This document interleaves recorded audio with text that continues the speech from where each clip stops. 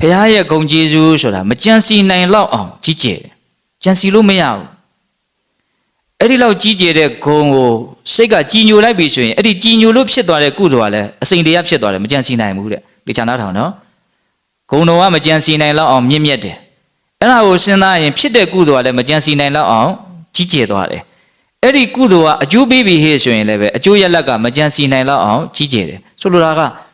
စိတ်ကူးရင်နယ်ပယ်ထက်ကျော်လွန်တယ်ပေါ့ဘုန်းဘုန်းတို့မမှီဘူးပေါ့ဉာဏ်မမှီဘူးပေါ့ဟုတ်လားဂုံတော်တွေဆိုတာ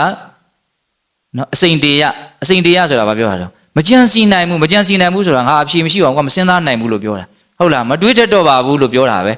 သဘောပေါက်လားမသိဘူးအစိမ့်တရားဆိုတာဘာလဲတွေးကိုမတွေးတတ်တော့ဘူးဉာဏ်မမှီဘူး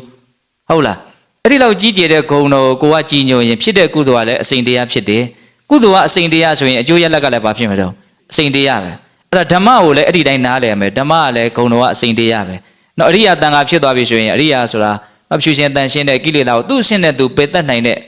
တန်ခါပေါ့နော်အရိယာတန်ခါဖြစ်သွားပြီဆိုရင်လေသူ့ရဲ့ဂုံကလည်းမကြံစီနိုင်လောက်အောင်ကြီးကျယ်တာပဲ